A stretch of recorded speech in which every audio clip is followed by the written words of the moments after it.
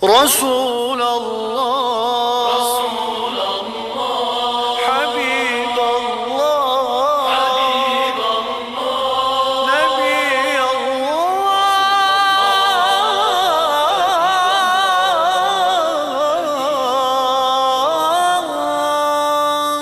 شفيع الله. Bismillahirrahmanirrahim. Alhamdulillah. Wassalatu wassalamu ala Rasulillah Sayyidina Muhammad An-Nabiyil Karim wa ala alihi wa sahbihi ajma'in. Amma ba'du fa inna asdaqal hadithi kitabullah wa khairal hadi hadi Muhammadin sallallahu alaihi wa alihi wa sallam wa syarral umuri muhdatsatuha wa kullu muhdatsatin bid'ah wa kullu bid'atin dhalalatun wa kullu dhalalatin finnar atau kama qala sallallahu alaihi wa alihi wasallam.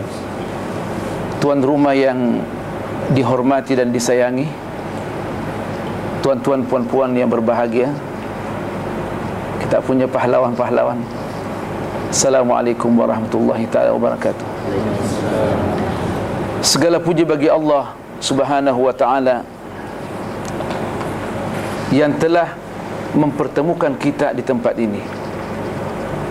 Meskipun saya sudah 12 tahun di sini, masa 13 tahun baru jumpa wajah-wajah yang dirahmati oleh Allah Subhanahu wa taala, wali-wali Allah Subhanahu wa taala. Saya sebenarnya tertanya-tanya waktu saya cerita apa. Nampaknya tuan rumah kasih tajuk yang terbuka. Saya pun mengatakan saya akan tanya jiwa saya. Allah yang memberikan tajuk. Setelah kita tengok ni wajah-wajah yang Allah sayangi, nampaklah bahawa kita sebenarnya kita punya manhaj di dalam Islam ini adalah satu. Kerana memang satu, Allah menciptakan kita supaya kita merealisasikan tugas kita sebagai khalifatan fil ard. Inni ja'ilun fil ardi khalifah. Aku menciptakan atau akan menciptakan di bumi ini seorang khalifah. Konsep khalifah mengikut Al-Quran was sunnah adalah tujuannya untuk melaksanakan perintah Allah Subhanahu wa ta'ala mengikut kemampuan dan menjauhi larangan Allah Subhanahu wa ta'ala secara saksama, tidak ada tawar-menawar. Dan kalau kita sukses melaksanakan perintah ini dan menjauhi larangan Allah Subhanahu wa ta'ala, kita akan menjadi orang yang paling bahagia. Dan kebahagiaan ini sebenarnya di dunia tidak ada sebenarnya. Kebahagiaan dan masa depan kita di akhirat. Meskipun Islam mengatakan kalau seandainya manusia itu tidak mengejar dunia, dia hanya mengejar akhirat, maka pada waktu yang sama dunia akan mengejar dia. Sebab dunia ini sebenarnya dia menipu manusia. Kalau kita kejar, dia akan lari. Kalau kita tidak kejar, dia kejar kita. Itu dunia itu. Jadi pandai-pandailah berinteraksi dengan dunia ini. Sebab kita ni punya tujuan di dunia ini tak ada lain kecuali wa ma khalaqtul jinna wal insa illa liya'budun. Aku tak menciptakan jin dan manusia melainkan untuk menyembah aku.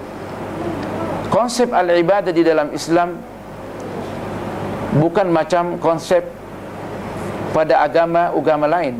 Tak.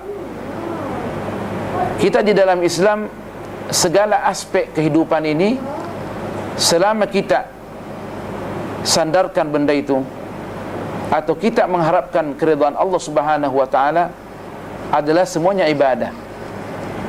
Karena kita di dalam al-fiqhul islami ada yang dikatakan al-ibadatu al-mahdhah. Ibadah yang gambarannya memang ibadah, puasa, sembahyang, segala. Itu kan? Ada dikatakan ibadah ghair mahdhah, dia gambaran dunia. Tetapi kalau kita merubah niat, maka menjadilah dia akhirat. Kita minum air ni supaya kita kuat beribadah, dia adalah gambarannya yang zahir adalah dunia, tapi realitinya adalah akhirat. Rekam ini realitinya dunia, tetapi gambaran zahirnya adalah dunia, tapi realitinya adalah akhirat. So, kita nak gunakan ini untuk khidmat Islam lillahi subhanahu wa ta'ala. Saya sangat berbahagia kerana ceramah saya banyak yang terbuang gitu, tak direkam. Tiba-tiba Allah mengutus seorang yang nak khidmat Islam. Dia khidmat ni cuma-cuma ni. Subhanallah. Naam. Dari dulu saya dan Syekh kita punya Haji Ziki, katanya memang Allah mengirim dia. Sekarang ni disusung dan dia nak masukkan di YouTube. Jadi semua apa yang kita kerjakan, meskipun zahirnya dunia, selama kita merubah niat, dia adalah akhirat. Membantu suami kerana lillahi ta'ala adalah akhirat, dan membantu istri kerana Allah subhanahu wa ta'ala adalah akhirat. Kalau demikian akan terjadilah rumah ini adalah rumah yang dikatakan baiti jannati. Rumah saya, syurga saya.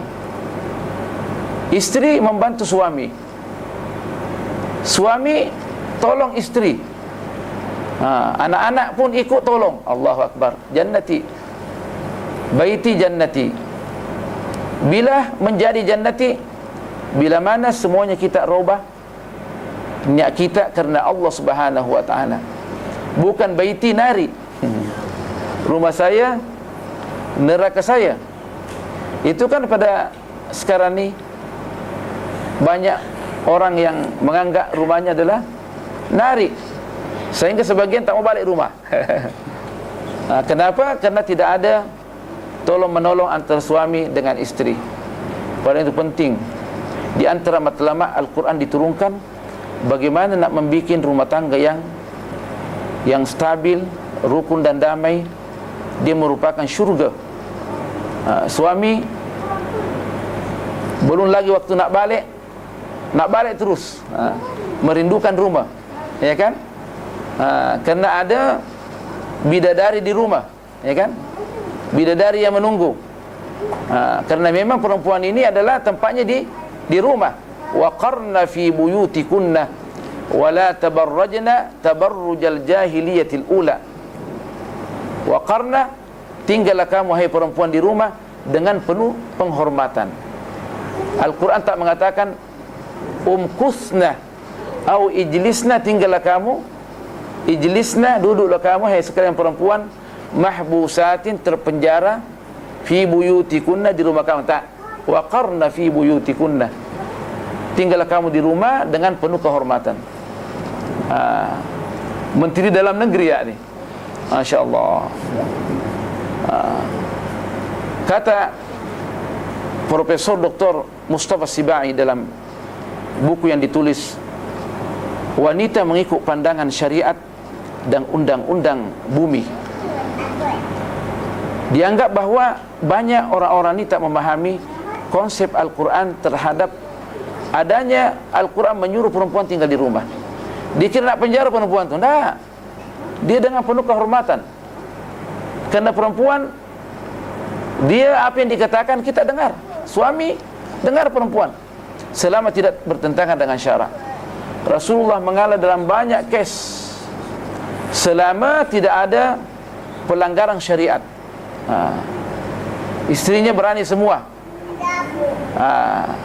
membantah Rasulullah selama tak berkaitan dengan agama. Rasulullah biarkan. Dan perempuan punya gaji dalam Islam. Hebatnya Islam ni. Allah Akbar. Gaji kerana tengok saja suami, membahagiakan suami, tengok saja sampai ketawa, gaji. Mencuci pakaian, Allah Akbar. Tapi sekarang ni siapa yang mencuci pakaian? Sekarang mesin berjalan. Memasak nasi, habislah piti.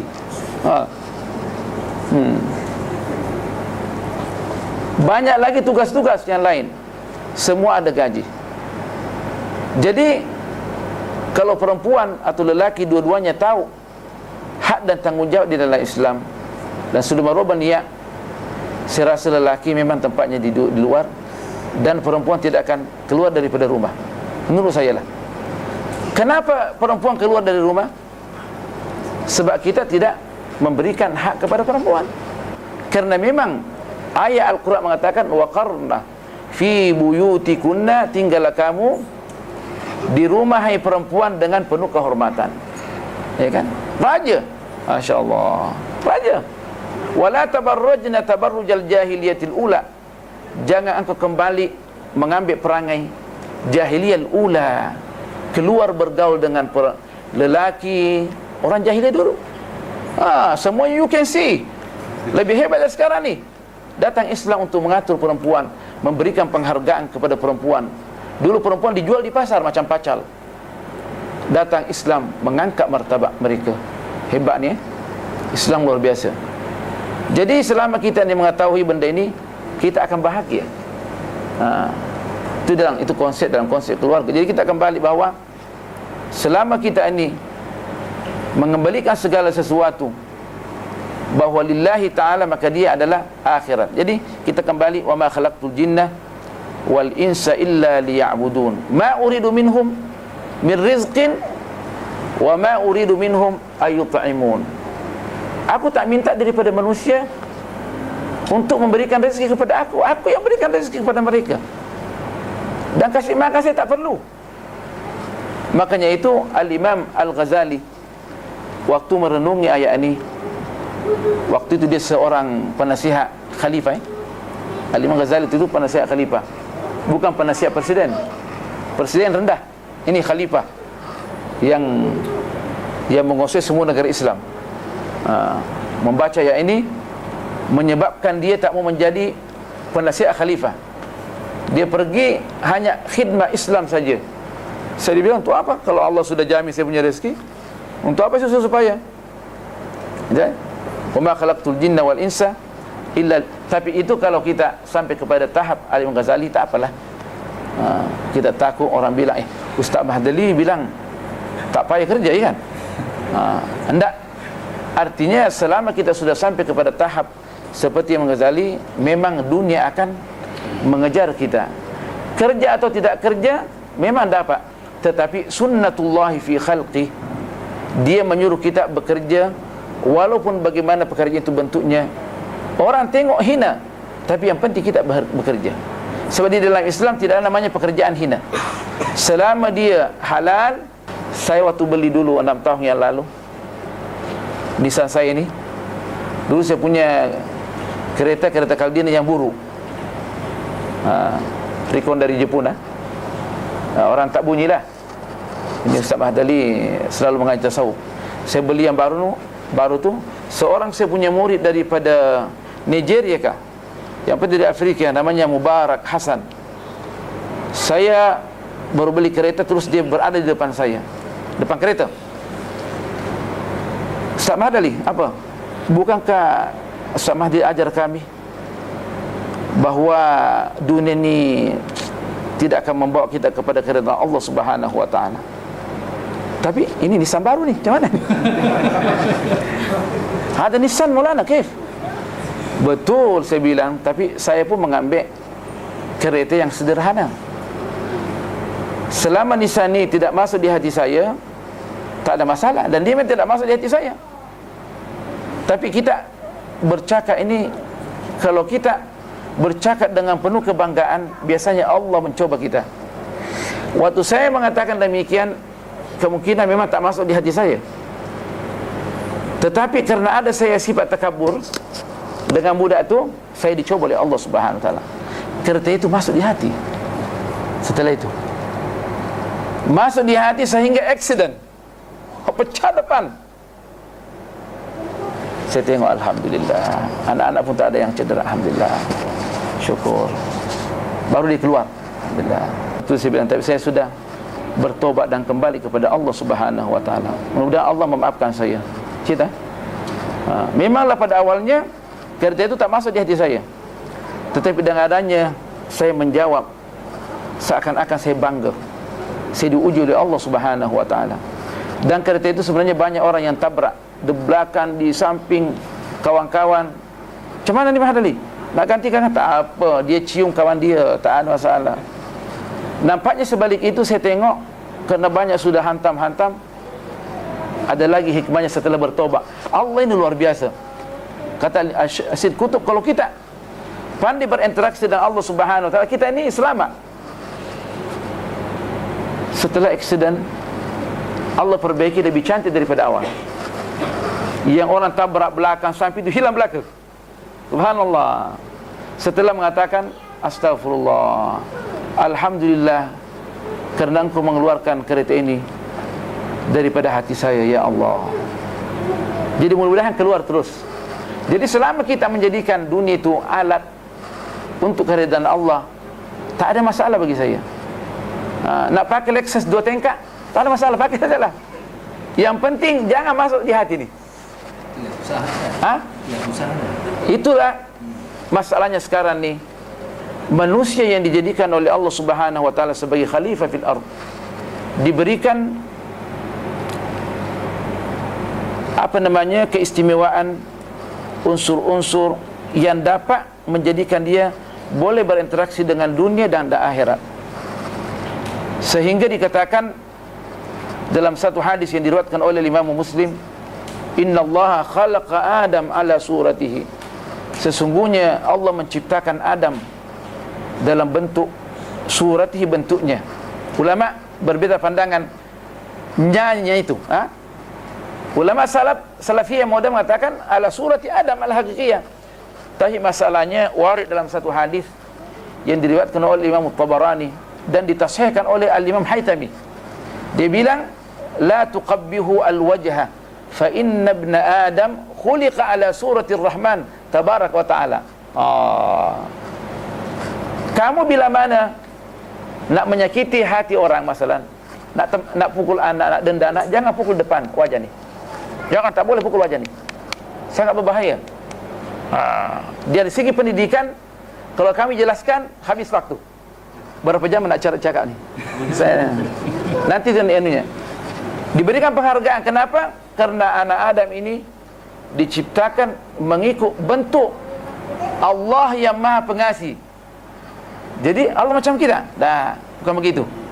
Tafsirnya kata ulama, Allah Subhanahu wa taala kerana dia menciptakan manusia dalam bentuk yang sempurna, dia berikan percikan-percikan kesempurnaan itu daripada sifat Allah Subhanahu wa taala.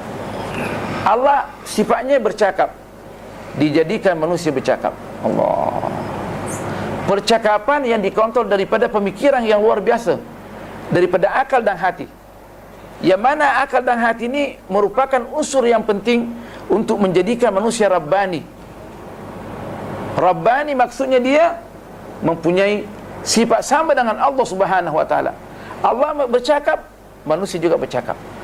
Allah. Percakapannya bukan masalah seperti burung kakak tua, tapi dari segi pemikiran, melalui akal dan hati. Hebatnya manusia ini diberikan penghargaan oleh Allah Subhanahu wa taala. Apakah mereka tak bersyukur kepada Allah? Allah mendengar, diberikan manusia sifat mendengar. Subhanallah. Allah melihat, diberikan manusia sifat penglihatan. Sehingga dikatakan manusia ini merupakan alam yang luar biasa, merupakan kesimpulan daripada alam semesta ini. Sehingga manusia ini, alam semesta diperuntukkan untuk khidmat manusia, bukan manusia khidmat kepada alam semesta. Sekarang ini terbalik, kita khidmat pula kepada alam semesta. sehingga kita tinggalkan Allah Subhanahu wa taala. Yang mana Allah ini merupakan jalan satu-satunya untuk kita kembali menuju kepada kebahagiaan yang asal, tempat kita, tempat Sayyidina Adam alaihissalam di syurga. Allahu akbar. Kita nak tinggal di dunia yang tak ada harganya. Subhanallah. Padahal kita ini diperuntukkan untuk tinggal di syurga, tajri min tahtihal anhar. Allah. Syurga tajri min tahtihal anhar. Setiap orang punya rumah, bukan rumah macam ni. Tapi kalau saya punya rumah macam ni, Allah, kayalah saya. Rumah saya kecil saja tinggal. Di syurga nanti insya-Allah kalau kita berhasil, mudah-mudahan kadang kita bermimpi saja. Amin. Setiap orang punya istana. Allah. Masya Allah. Istana. Bukan macam istana White House, ya kan? White House apa? Walaupun bagaimana istana itu hebatnya, tak akan seperti di syurga. Sebab Rasulullah pernah bersabda, "Ad-dunya la tusawi janaha ba'udah." Dunia ini bila dibandingkan dengan akhirat, tak ada bandingnya. Sayapnya nyamuk pun lebih hebat daripada dunia.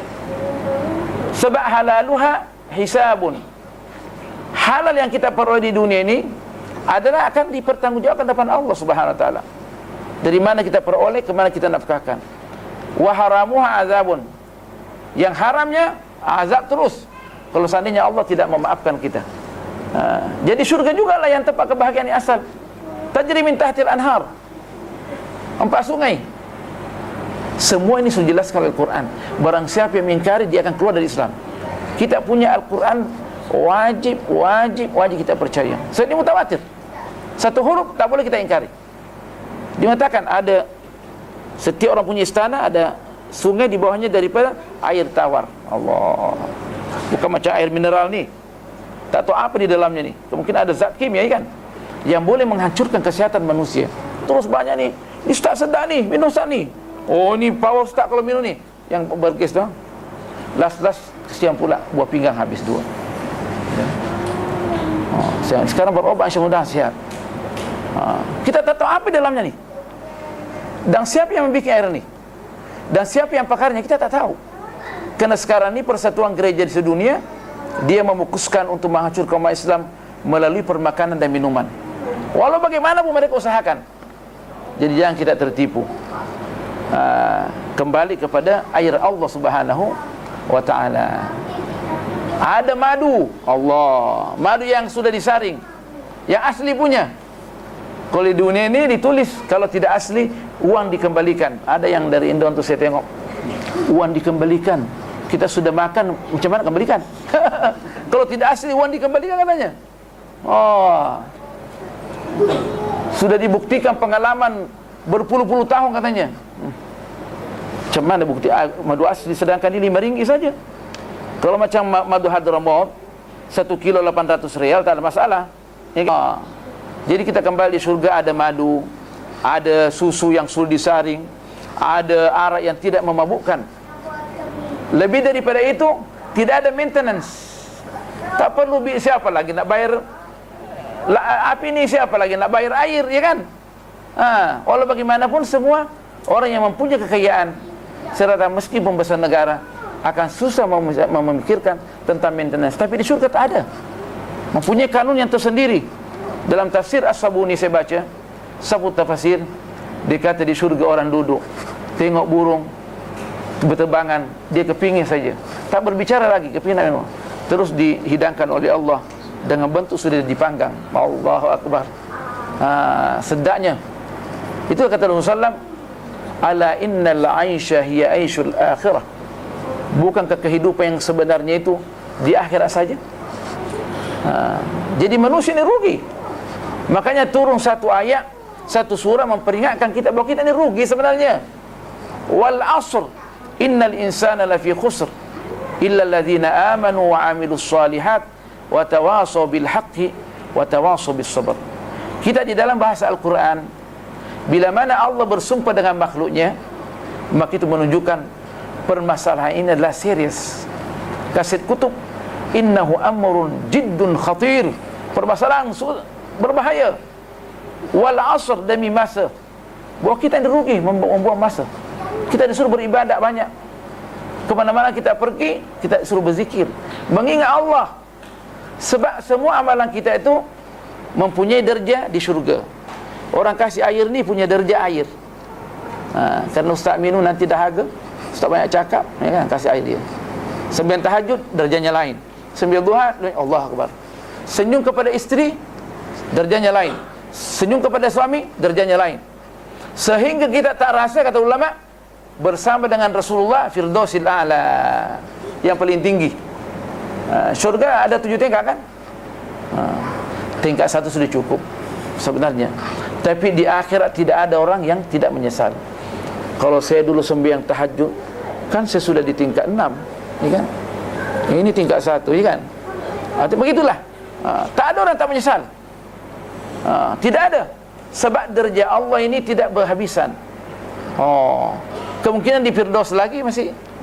Yang di Firdaus tu, yang tingkat 7, dia boleh terbang ke tingkat 6. Nak tengok adik sepupu di bawah, di mana? Dia tak boleh naik. Kalau dia boleh naik, apa bezanya orang yang sembahyang tahajud dengan sembahyang tahajud ni kan? Jadi tingkat 7 itu, ini semua ni yang semua sabit diceritakan kitab Allah Subhanallah. Yang di tingkat 7 itu turun ke bawah, terbang. Tak sama sekarang ni, nak buka lagi online, AirAsia bila murah, ya kan? Tak perlu, langsung terbang ni. Allah, dengan kecepatan sinar, cahaya, ya kan? Kan kita ini punya cahaya. Manusia mempunyai 2 unsur. Unsur ardi, tanah ni, yang memberatkan kita, ya kan? Yang kita pelihara juga. Allah Akbar. Tiap-tiap hari kita cek doktor yang paling baik. Tak ada kolesterol ke, doktor? Tak ada gula ke, ya kan? Padahal yang perlu dipelihara adalah al-unsur ruhani, unsur kerohanian kita ni. Di mana unsur kerohanian ini merupakan asal usul manusia. Siapa yang menjaganya, dia menjadi orang Rabbani. Kita ini bukan unsur tanah saja, kita unsur rohani daripada cahaya. Bahkan dikatakan oleh ulama, cahaya roh yang ada sama kita ini merupakan satu keajaiban. Bila mana kita pelihara, kita boleh lebih hebat daripada malaikat. Boleh hebat daripada malaikat. Makhluk yang paling hebat adalah malaikat. La ya'sunallaha ma amarahum wa yaf'aluna ma yu'marun. Tak mungkin melanggar peraturan Allah Subhanahu wa taala. Apa yang Allah perintahkan, mereka tak. Sama'an wa ta'atan. Tiap manusia degil, sedangkan ada unsur rohani. Tapi kalau kita boleh pelihara, Allah lebih hebat daripada malaikat dan semua makhluk yang Allah ciptakan.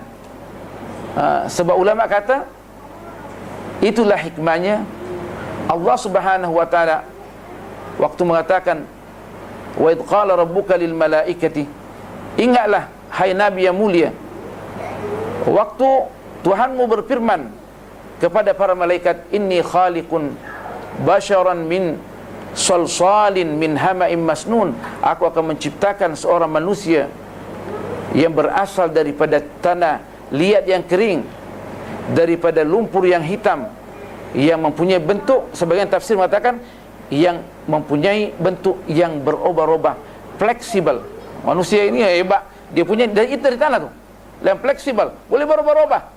Fa idza sawaituhu, bila mana aku sempurnakan ciptaannya, wa nafaqtu fihi min ruhi, dan aku tiupkan dalam tubuhnya daripada roh saya. Tentunya kita tak boleh salah faham, min ruhi bukan artinya bukan daripada zat roh Allah Subhanahu wa taala, daripada roh yang Allah ciptakan khas untuk manusia, yang mana bila mana kita pelihara, maka semuanya akan tunduk sebagaimana apa yang dikatakan akhir ayat ini, katakan fa idza sawaituhu, bila mana aku sempurnakan dia, wa nafaqtu fihi min ruhi, dan saya tiupkan ruh di dalam tubuh ini, faqa'u lahu sajidin, maka serta-mertalah kamu bersujud kepadanya. Malaikat sujud kepada manusia.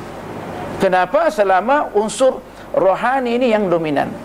Faqa'u lahu sajidin, fasajadal malaikatu kulluhum ajma'un.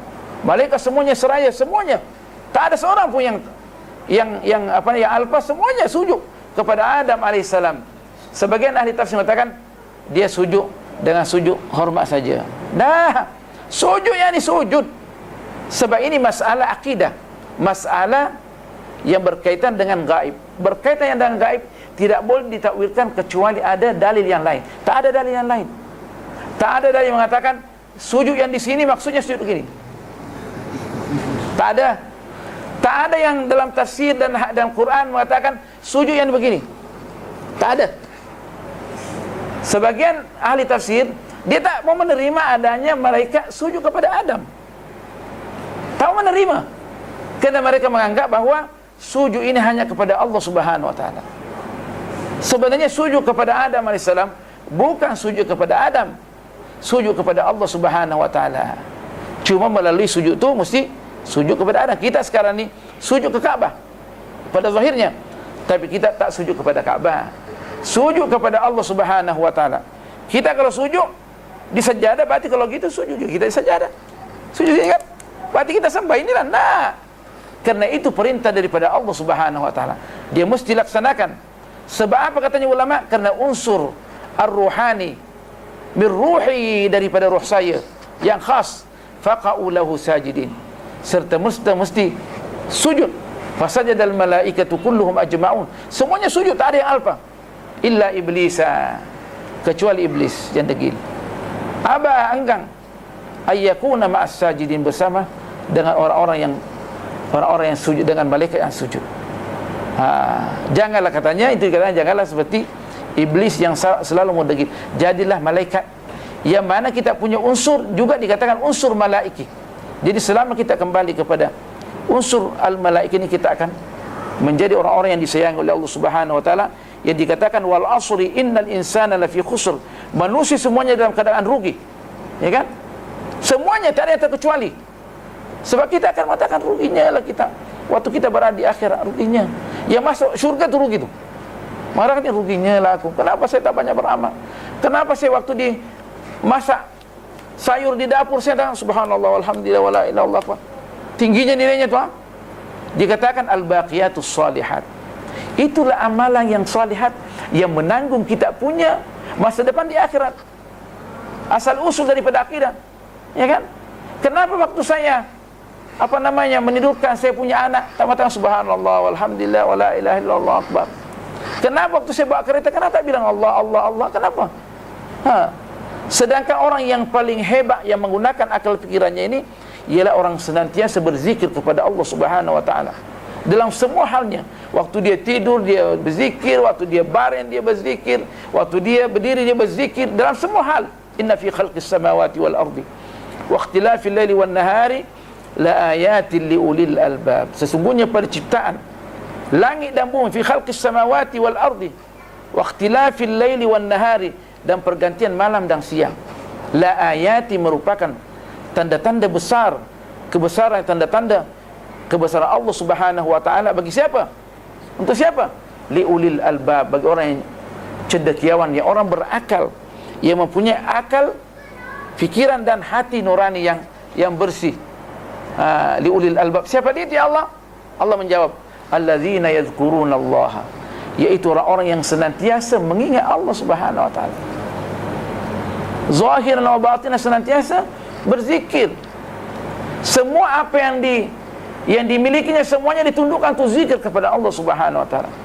Yang senantiasa berzikir, yadhkuruna Allah qiyaman, dalam keadaan dia berdiri, atau di dalam kereta masalan, wa qu'ud, dalam keadaan duduk, ya kan? Wa ala junubihim, waktu dia dalam keadaan baring. Allah.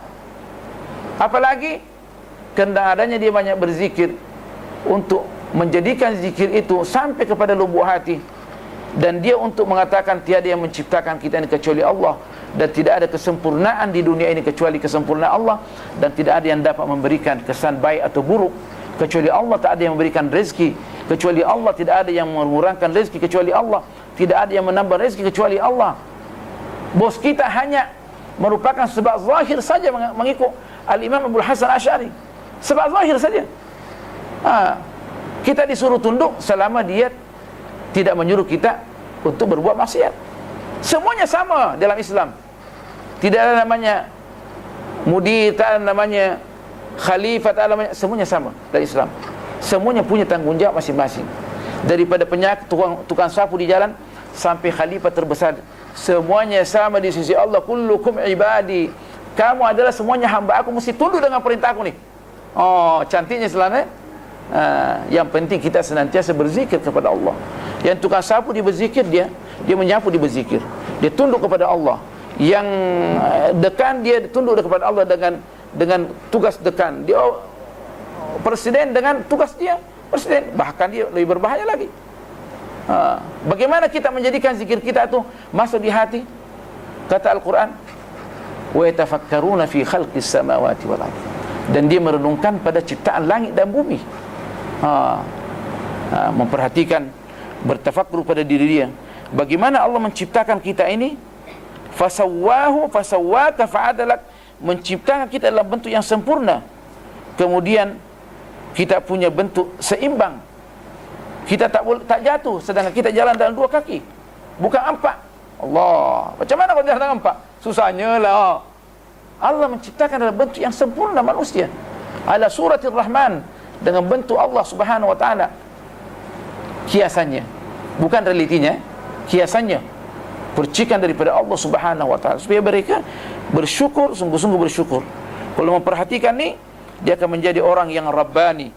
Dikatakan manusia mempunyai billion sel-sel yang ada dalam tubuh dia, dan mesti berganti setiap saat. Kalau tak berganti, manusia akan sakit. Kalau tak berganti, cium ni tak wangi, mesti kasih semprotan Levidas. Kata Dr. Sadiq, baru wangi. Kalau tak, manusia ni busuk dia punya asal. Kecuali kalau kita kembali kepada asal usul yang awal, yaitu rohani. Fa idza nafaqtu fihi min ruhi faqa'u lahu sajidin. Kenapa? Kerana dia tunduk kepada Allah Subhanahu wa taala, tidak tunduk kepada syahwat, tidak tunduk kepada dunia. Bagaimana caranya? Senantiasa berzikir kepada Allah Subhanahu wa taala. Zikir yang paling bagus adalah subhanallah walhamdulillah wala ilaha illallah wallahu akbar. Afdhalu dzikri fa'lam annahu la ilaha illallah. Yang paling utama adalah la ilaha illallah. Dan Al-Quran turun untuk khidmat la ilaha illallah. Tapi mana yang paling cantik dan paling disukai oleh Allah Subhanahu wa taala? Subhanallah walhamdulillah wala ilaha illallah wallahu akbar. Sebab ini merupakan kesimpulan akidah Ahlussunnah wal Jamaah. Kita punya akidah terbagi daripada positif dan negatif, negatif dan positif, yaitu subhanallah. Kita mengatakan maha suci Allah, tidak ada orang yang boleh campur tangan pada kerajaan Allah Subhanahu wa taala. Dia segala-galanya yang cantik, dia segala-galanya yang sempurna. Kita tengok orang yang sempurna itu adalah percikan kesempurnaan Allah Subhanahu wa taala. Mesti kita kembalikan kepada Allah Subhanahu wa taala. Apa saja yang baik-baik kita kembalikan kepada Allah. Makanya itu kalau kita melihat orang yang cantik, orang yang handsome, kita mengatakan apa? Bismillahi masya Allah, la quwwata illa billah. Bismillahi dengan nama Allah, masya Allah. Apa yang dikehendaki Allah mesti berlaku, itu yang dikehendaki oleh Allah. Tidak ada kekuatan dan tidak ada daya upaya kecuali datangnya daripada Allah Subhanahu wa taala, merupakan realiti daripada akidah Islam, at-tasawwur Islami. Jadi kita punya cabang akidah ni, subhanallah, kita menafikan semua benda-benda yang negatif yang kita boleh bayangkan dalam otak kita ni tentang Allah Subhanahu wa taala. Kita kan Allah Maha sempurna, segala-galanya adalah milik Allah, tidak ada orang boleh campur tangan. Walhamdulillah, kita nak mengisbatkan bahawa segala benda-benda yang hebat, yang cantik, benda-benda yang perlu dipuji adalah milik Allah Subhanahu wa taala. Manusia tak punya apa-apa. Kita tak punya apa-apa. Makanya kita ni akidah kita, bila mana orang meninggal dunia atau kita kehilangan barang atau apa saja terjadi, ya kan, longsor, gempa bumi, kita mengatakan apa? Akidah kita, inna lillahi wa inna ilaihi raji'un. Inna, sesungguhnya kami ini, lillahi, milik Allah Subhanahu wa taala. Wa inna, dan kami ini, ilaihi, kepadanya lah Allah Subhanahu wa taala akan kembali. Kita adalah milik Allah Subhanahu wa taala. Kita mau apa sebenarnya ni? Kecuali kita ini kembali kepada Allah. Fa aina tadhhabun? Manusia mau ke mana ini? Manusia mau ke mana? La ilaha illallah. Fa aina tadhhabun? in huwa illa dzikrun lil alamin. Kita berbangga dengan pangkat yang ada, padahal semuanya adalah bala, ibtila daripada Allah Subhanahu wa ta'ala, kecuali orang-orang illal ladzina amanu, surah Al-Asr, kecuali orang yang beriman, wa amilus shalihat, dan berbuat amal yang saleh, wa tawasaw bil haqqi wa tawasaw bis sabr, dan saling menasihati. Dengan wa tawasaw bil haqqi wa tawasaw bis sabr ni, maka kita berjumpa lah di sini. Kalau tak mau pun tinggal di rumah saja. Daripada kemarin round terus, sampai sekarang tak tidur lagi ni. Nak tidur juga sikit. Tapi ini adalah amanah dakwah. Tak boleh kita ni. Kenapa alam Islami kocar kacir? Sebab semua orang nak tidur. Ustaznya nak tidur. Kita ni, orang nak ustaz ni, dia bekerja dengan Allah Subhanahu wa ta'ala. Tak boleh mengatakan letih. Tak boleh mengatakan tidak ada ini. Subhanallah. Dulu ulama tidak ada pakai ini, dan tak mengambil upah. Subhanallah. Kerana semuanya menganggap diri mereka adalah bekerja sama Allah Subhanahu wa ta'ala. Dulu orang mengajar umat tak ada pakai ni. Kita sekarang ni bergaji, menulis bahas, bikin kajian supaya tiap-tiap tahun poin naik. Saya menjadi pensyarah kanan, pensyarah kiri, profesor media, padahal tak ada pun. Makanya ada yang berkat. Orang dulu tak ada yang, semuanya lillahi ta'ala. Al-Imam Nawawi yang menulis ensiklopedia yang besar tu, Allahu Akbar, dia tak ambil pun satu sen daripada kerajaan. Tapi kita ni Masya Allah, macam-macam kita ambil. Ya, mudah Allah maafkan. Tapi saya rasa saya ambil sepertiga, dan itu saya keluarkan zakatnya juga lah. Jadi mesti pandai bersedekah lah.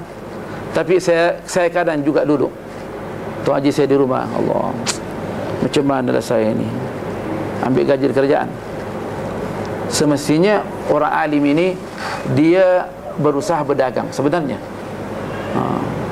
Sebab orang mengambil gaji di kerajaan ini baru saja. Orang dulu tak ada. Ustaz kan mesti round, kerana ustaz adalah warasatul anbiya, pewaris Nabi. Nabi tak ambil uang. Sebenarnya tapi sekarang ni semuanya sudah dibisniskan. Kalaulah kantong saya sudah di depan sudah penuh, di belakang ada lagi. Itu kan banyak tu. Sampai kita tengok kadang di satu tempat tu, dari jam sekian sampai jam sekian dia punya bayaran, sila masukkan di akaun saya. Tu ni Allah. Makanya itu dakwah Islamiyah hanya sebenarnya bisnis sebenarnya. Makanya kalau dia tak tetapkan bayaran macam mana? Ikhlas kalau nak bagi. Kalau dia tetapkan bayaran mengikut ulama, begini sebenarnya dia punya aturan. Ada dalil mengatakan boleh ambil, terutama mengajar Quran. Ada mengatakan tak boleh ambil. Macam mana menyutukan dua dalil ni? Ulama kata jangan minta, tapi kalau dikasih tanya dirinya, perlu atau tidak perlu. Kalau perlu ambil, kalau tidak perlu jangan ambil. Tapi saya kadang orang paksa kita. Kalau orang paksa saya salurkan. Tapi kalau saya punya gaji sudah, bahagian saya sudah habis, saya mengatakan kepada Allah, ini ya Allah, saya pinjam dulu. Biasanya orang kasih saya pinjam dulu ya Allah. Kemudian akhir bulan saya bayar, saya serahkan kepada orang yang memerlukan. Itu saya punya manhaj. Dan di samping itu jangan marah sama saya. Saya menganggap apa yang saya ambil daripada kerjaan itu bahagian saya daripada anak cucu Rasulullah. Sebab kita punya 1/5. Cuma kita sekarang bahagian tidak ada. Ya kan? Ahlus Sunnah wal Jamaah dan Syiah sepakat bahawa pemasukan negara yang sabit nasabnya sampai Rasulullah mendapat 1/5 kerajaan. Berarti anak cucu Rasulullah tak perlu kerja. Ya kan? Dan itu masih di waktu Muawiyah, Al-Imam Hasan wal Husain masih dapat lagi 1/5. Jadi mengenai gaji saya ambil. Orang-orang yang paksa itu saya tak ambil. Masih bilang seorang, tak usah kait saya, sebab saya tak akan pergunakan. Saya akan salurkan kepada orang yang berhak. Okay? Jadi itu dia punya masalah. Kalau perlu, tanya diri, perlu atau tak perlu. Kalau perlu ambil. Sekadar mengantar kita ke jalan Allah Subhanahu wa taala. Sekarang saya boleh bercakap sebab saya amalkan. Tapi mudah-mudahan Allah terima, boleh saja timbul dalam hati riya. Oh, sebab dikatakan wali, ya kan? Bahaya ini syaitan, kata Imam Ghazali, dia boleh masuk dalam hati kita yang sekecil-kecilnya, untuk dari situ dia anggap kita ni, dijadikan kita macam bentuk orang yang paling ikhlas. Pada waktu yang sama dijadikan kita orang yang riak luar biasa. Dalam Yahya Ulumuddin. Tapi katanya selama kita banyak berzikir, insya-Allah taala syaitan yang ada di tubuh kita ni dia akan mengecut kecil dan tak boleh mempengaruhi kita. Berzikir ni subhanallah walhamdulillah wala ilaha illallah wallahu akbar yang paling disenang oleh Allah Subhanahu wa taala. Dalam riwayat lain subhanallah walhamdulillah wala ilaha illallah wallahu akbar wala haula wala quwata illa billah. Karena la haula wala quwata illa billah ini mempunyai peranan untuk menetapkan kita punya akidah terhadap al-qada wal qadar, bahawa apa yang telah ditentukan oleh Allah Subhanahu wa taala mesti berlaku. Ya kan? Kalau kita percaya ini, berarti dunia ini tak ada nilainya. Saya minta sama Allah, saya nak berjumpa dengan Allah dan keadaan tidak ada apa-apa. Tapi saya punya perpustakaan satu rumah tu. Saya sudah bilang sama isteri, kalau saya meninggal dunia, anak saya tidak ada yang alim, maka mesti diserahkan kepada perpustakaan Islam. Jadi saya tak usah bimbang. Saya tak boleh bawa ke Malaysia atau ke Indonesia, serahkan ke Yunisa ke Jami' Asrih ke, dan saya bungkus dan saya perbaiki, saya atur. So itu untuk masa depan saya. Jadi buku pun yang ada sama saya sudah wakafkan bila mana anak saya tidak jadi alim. Jadi kita kembali bahawa yang paling menyelamatkan kita ini, benda yang menyelamatkan kita berzikir kepada Allah Subhanahu wa ta'ala. Ala bizikrillahi tatmainnul qulub. Bukan kerana berzikir itu menyebabkan hati kita tenang. Kenapa hati tenang kepada Allah? Kerana syaitan sudah keluar. Selama syaitan ada di hati kita ini tidak akan tenang. Kita akan bermimpi, bila aku beli bengkelong, bila aku bikin building, bila aku nak beli Mercedes yang paling bagus. Manusia akan bermimpi terus. Tapi kalau kita berzikir banyak, bertafakkur melihat ciptaan kita ini, macam mana Allah menciptakan kita. Kita makan yang sedap-sedap, makan daging kambing, onta, semuanya boleh proses dengan bagus. Allah pergi ke tempat-tempat yang dikhususkan oleh Allah Subhanahu wa ta'ala. Allah, ya kan?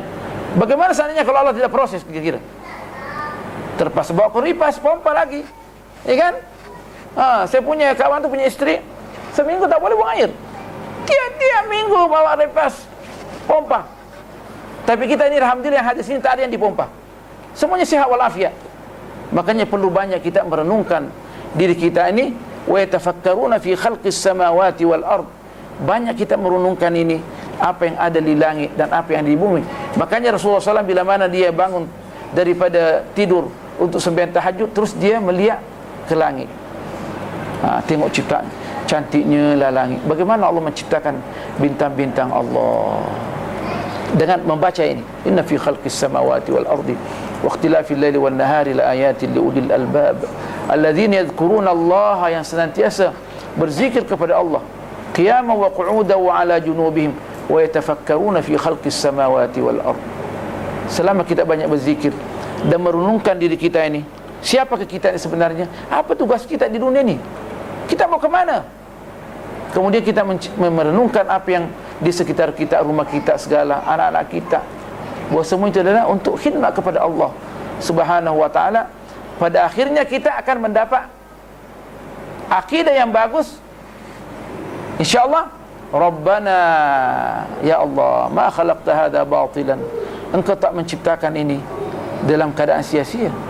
Subhanak, maha suci engkau ya Allah, bukan sia-sia. Apa permintaanmu ya hambaku? Faqina adzaban nar, jauhkanlah kami, jagalah kami daripada api neraka. Sebab kita di dunia tugas apa? Apa kita punya tugas? Untuk menyelamatkan diri kita daripada api neraka. Sebab kita nak pergi syurga mesti melintas api neraka. Dosa banyak, akan lama situlah.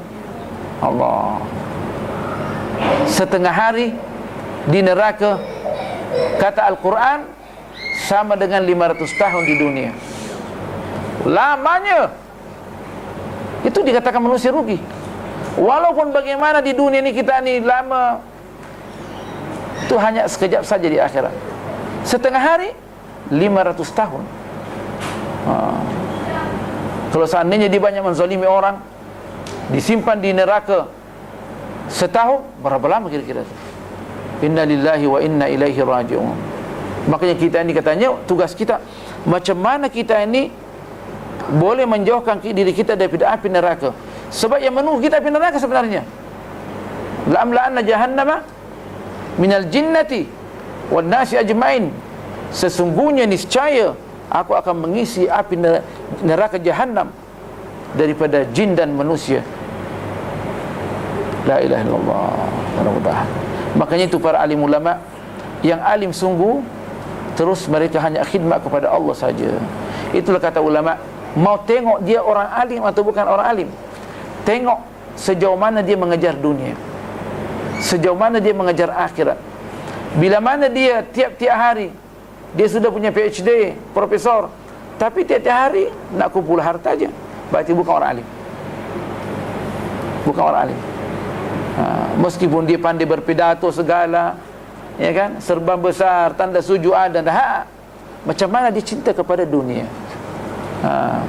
Kalau dia cinta kepada akhirat lebih, berarti dia orang alim.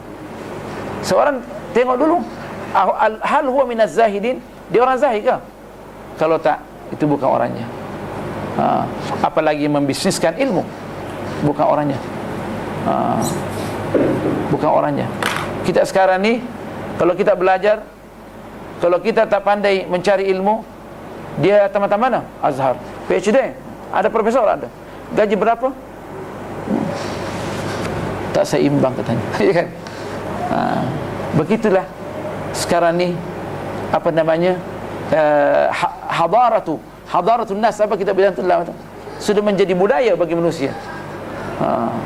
Yang sekolah di agama tu, pertama, bila ke dia boleh naik pangkat.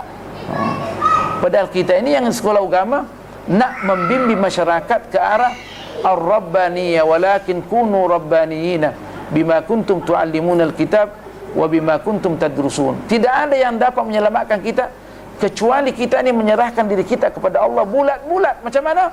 Walakin kunu rabbaniyina, jadilah kamu rabbaniyin, orang-orang rabbani, melaksanakan perintah Allah, mengikut kemampuan, dan jauhi larangan Allah secara saksama. Jangan tengok kiri, jangan tengok kanan, jalan lurus.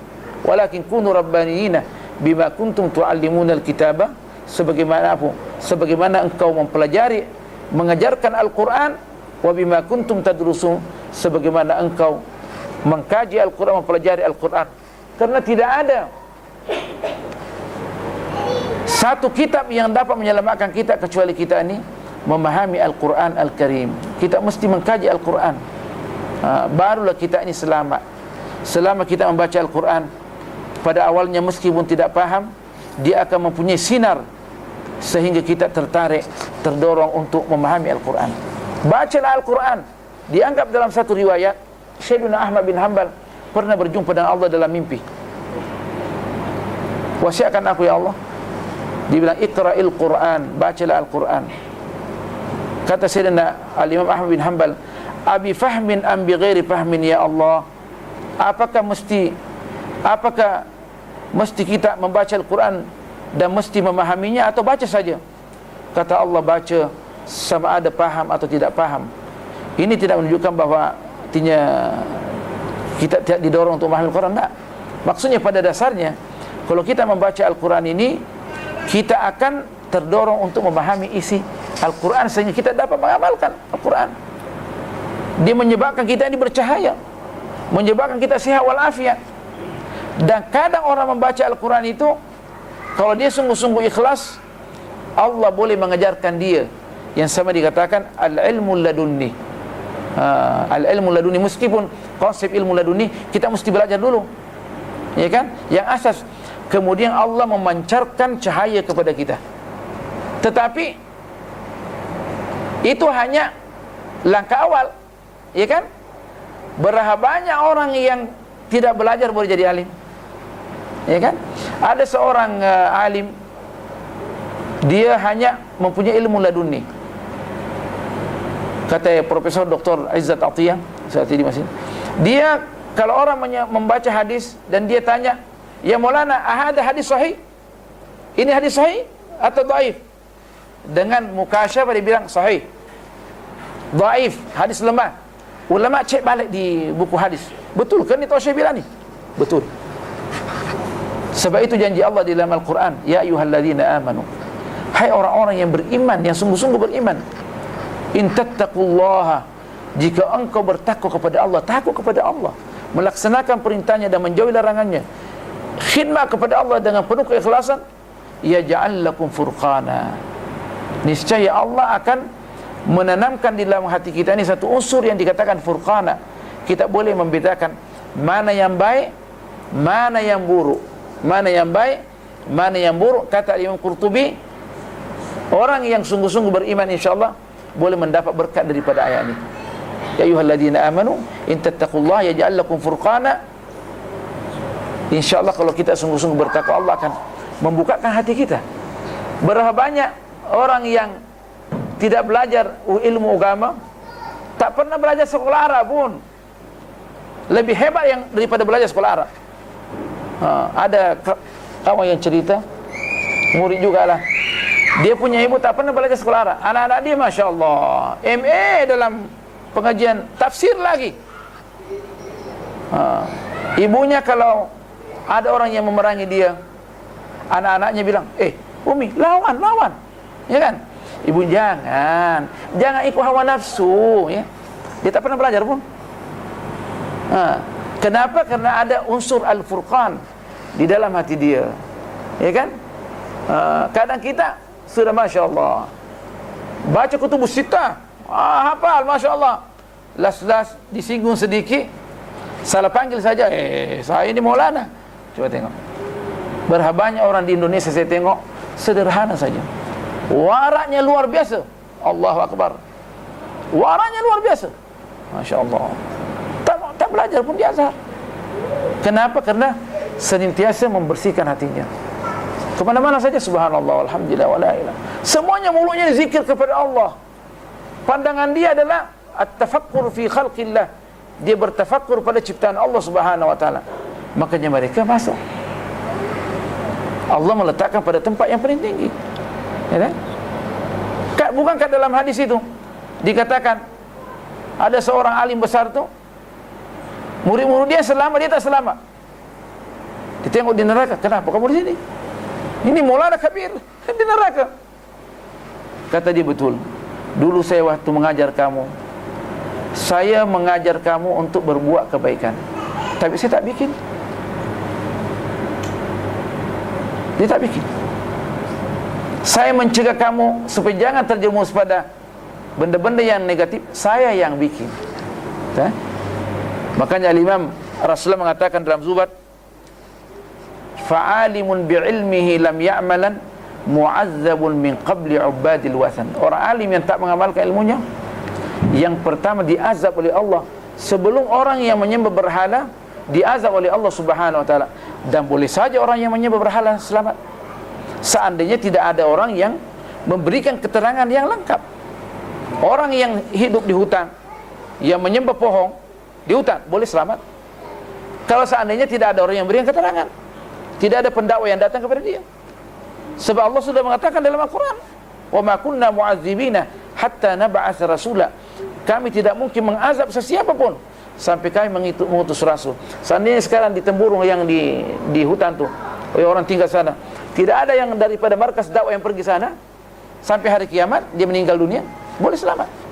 Tapi orang alim yang mengetahui undang-undang Allah subhanahu wa ta'ala, dia sudah tahu bahawa undang-undang Allah subhanahu wa ta'ala merupakan undang-undang yang dapat menyelamatkan kita di dunia akhirat, dan dia tak amalkan, sangat berbahaya. Sangat berbahaya. Dan undang-undang Allah ini bukan saja sembahyang, zakat, dah semua, dalam semua aspek kehidupan. Sebab itu perjanjian kita dengan Allah dalam sembahyang. Qul, katakanlah hai Nabi yang mulia, inna salati, sungguh sembahyang saya, wa nusuki, ada yang mengatakan nusuki, dan sembelihan saya, ada yang mengatakan semua ibadat saya, wa mahyaya, dan semua kehidupan saya, kehidupan politik, ekonomi, apa saja, undang-undang lalu lintas semua, wa mamati, dan mati saya, lillahi, diperuntukkan untuk Allah, lillahi rabbil alamin, yang menguasai alam semesta ini. Jadi kita mesti semua undang-undang Allah bertolak daripada diri kita ini sendiri. Mesti kita undang-undang Allah. Saya tak boleh mengatakan saya nak bikin villa, saya punya buah pinggang ada, semuanya sihat. Ada orang kesempatan nak beli buah pinggang 1 juta, jual saja. Tak boleh. Tak boleh, sebab itu milik Allah Subhanahu Wa Taala, undang-undang Allah. Tak boleh. Mengenai keluarga kita ini mesti kita atur dengan mengikut apa yang telah diletakkan oleh Allah Subhanahu Wa Taala dalam Al-Quran. Tak boleh. Tak boleh kita sembarangan memukul anak-anak, tak boleh. Kecuali mendidik. Itu pun kalau pukul, mesti pukulan yang tidak menyakitkan, tidak menyebabkan anak cedera. Bahkan dikatakan pukulan secara rohani, ya kan? Sebenarnya saya tertarik dengan Al-Imam Syarani. Dia bilang kalau seandainya anak itu degil, sebenarnya itu Allah nak mentarbiah kita. Anak degil, istri degil, tak mau dengar kita. Kenapa? Karena kita yang degil dengan Allah Subhanahu Wa Taala. Coba cek. Kata Al-Imam Syarani, kalau saya tengok anak-anak saya degil, tak mau dengar saya, istri saya tak mau dengar saya kembali merenungkan diri saya. Saya nampaknya masalah. Ada beberapa kewajiban saya tinggalkan, ya kan? Kita mau anak kita tunduk kepada kita, istri kita tunduk kepada kita, tapi kita tak tunduk pada Allah Subhanahu Wa Taala, ya kan? Itu kata Imam Syarani. Kebanyakan saya dapat sebenarnya saya yang bersalah, bukan anak saya dan bukan istri saya. Jadi katanya kalau tengok orang dia punya keluarga tidak stabil, berarti kembali kepada kita ini, ya, rumah tangga ini. Makanya kita perlu tundukkan diri kita ini kepada Allah Subhanahu Wa Taala, supaya keluarga kita tunduk. Keluarga kita tunduk nih, masyarakat akan tunduk juga, stabil. Masyarakat stabil, negara akan stabil. Makanya dikatakan ibda'u bi anfusikum, ibda' bi nafsik. Mulai daripada diri kita. Mudah-mudahan malam ini kita mulai daripada kita nih. Kan Al-Quran mengatakan perubahan ini mulai daripada diri kita. Jangan pandai-pandai saja menyuruh orang, tapi kita dalam Islam wa tawasau bil haqqi wa tawasau bil haqq bis sabr. Kita mesti saling menasihati dengan penuh kebenaran yang ada di Al-Quran dan As-Sunnah, dengan penuh kesabaran. Tidak ada namanya Ustaz Mahdali kalau salah tak perlu nasihat, tak boleh. Kita di dalam Islam tidak ada namanya pakai serban, pakai jubah, tak ada. Selama dia bersalah mesti ditegur, sebab dinun nasihat. Itu kesalahan kita sekarang di alam Islami. Oh, mana kita boleh tegur? Itu kan serbannya berapa meter, ini kan boleh dibalut lagi kan? Tak boleh. Di dalam Islam semuanya boleh menegur. Anak boleh menegur. Alhamdulillah kami di rumah anak saya boleh menegur. Usama 9 tahun kadang menegur. Kita nonton TV sama-sama. Biasanya kalau ada yang siaran iklan yang perempuan tu haram-haram. Sekali itu pernah kita ada siaran tu iklan, dia tunduk gini. Dia tunduk dia tengok saya gini. Sini tengok tu. Nak kita sekarang ni nak menunggu supaya berobat dia punya program. Tapi tengok juga tu. Jadi betul. Jadi kita mesti dengar anak-anak. Sebab itulah yang menyelamatkan kita. Kita kadang sekarang ni terutama di Melayu, budak-budak kurang ajar kawan. Apalagi istri. Di kampung saya orang Bugis tak boleh dengan istri. Tak boleh. Istri tak boleh melawan, kurang ajar. Kalau jalan dengan anak kecil, baby, siapa yang bawa? Di tempat saya mesti istri bawa, mesti baru bersalin siapa dia pula bawa. Padahal di dalam Islam semestinya yang bawa adalah suami. Sebab itu hak suami. Istri alhamdulillah kita bersyukur dia sudah keluarkan daripada perut. Kita mesti yang bawa. Sebab itu tanggung jawab kita. Itu tanggung jawab kita, bukan tanggung jawab istri. Subhanallah, saya punya ibu daripada orang Bugis. Tapi setelah saya belajar di Azhar, semua saya bawa tu. Naik sini satu saya bawa. Tak peduli orang bilang ini apa ni, kurang ajar. Nah, itu tanggung jawab saya. Jangan campur tangan. Jadi kita mesti saling menasihati. Berikan anak peluang untuk menegur kita. Itu kan manhaj al-Imam Sayyidina Umar bin Khattab, menyuruh anaknya mengeritik seorang khalifah presiden. Bukan presiden, lebih hebat dari presiden. Ditegur oleh Abdullah bin Umar. Masya Allah. Anaknya menegur. Sebab kalau sudah anak menegur kita, berarti kita berhasil. Tapi kita orang Melayu berat ditegur oleh anak. Kurang ajar terus. Apalagi istri. Oh, nak tegur saya, siapa kau? Ya kan? Padahal Rasulullah sallallahu alaihi wasallam, kalau bukan Ummu Salamah yang memberikan nasihat waktu nak sebelum Amul Fathi, waktu nak masuk di Mekah, Quraisy larang dia kan? Terpaksa Rasulullah SAW di luar. Semuanya di sana menunggu. Sebagian sahabat, mesti kita serang musyrikin, serang Mekah. Rasulullah tak ada perintah daripada Allah Subhanahu wa taala. Jadi mesti disembelih sembelihan di luar Mekah. Rasulullah suruh sahabat tak mau laksanakan. Maka Rasulullah sedih, masuk di kemah. Ummu Salamah di kemah. Kenapa ya Rasulullah? Kenapa? Sahabat tak mau dengar kata. Kata Ummu Salamah, Rasulullah sembelih dulu. Mereka akan ikut.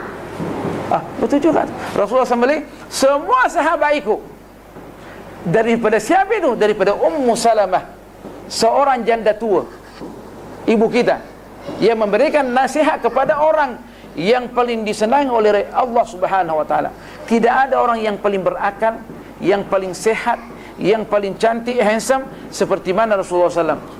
Dia mengambil nasihat dari mana? Daripada Ummu Salamah. Allah, seorang perempuan.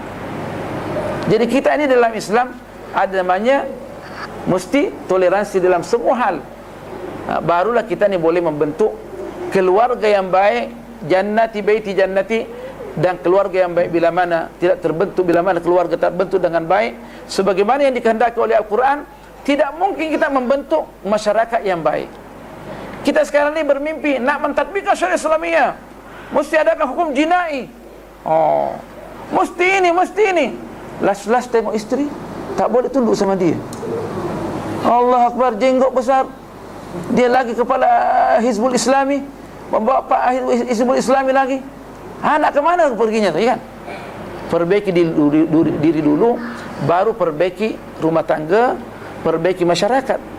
Ini berapi-api nak melaksanakan hukum Islam, kita laksanakan sudah.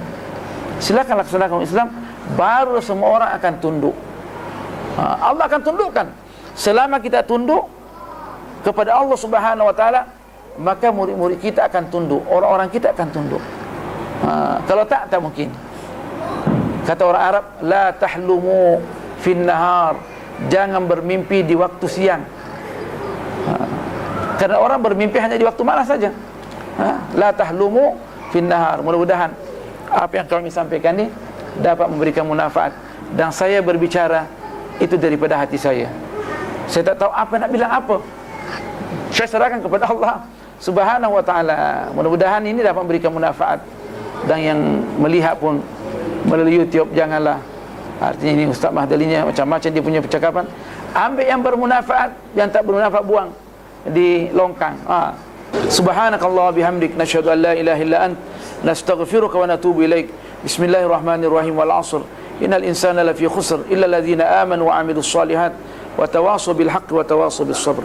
Bismillahirrahmanirrahim. Alhamdulillah wassalatu wassalamu ala Rasulillah sayyidina Muhammadin النبي الكريم وعلى آله وصحبه أجمعين.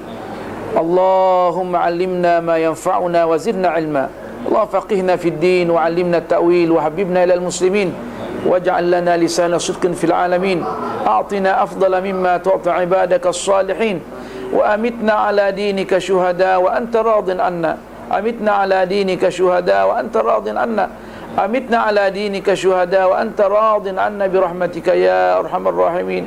اللهم حرم وجوهنا على النار وأمنا وأولادنا وذرياتنا وأحبابنا من النار يا أرحم الراحمين. واجعلنا من أوليائك وأهل طاعتك يا أرحم الراحمين. وأنزل البركات والسكنات والكرامات والنفحات على أصحاب هذا البيت والحاضرين والحاضرات برحمتك يا أرحم الراحمين. واغفر لنا ولوالدينا ولآبائنا وأمهاتنا ومشايخنا ولمن له حق علينا. وانصر الإسلام والمسلمين في مشارق الأرض ومغاربها Wa sallallahu ala sayyidina Muhammad walhamdulillahi rabbil alamin. Wassalamualaikum warahmatullahi taala wabarakatuh.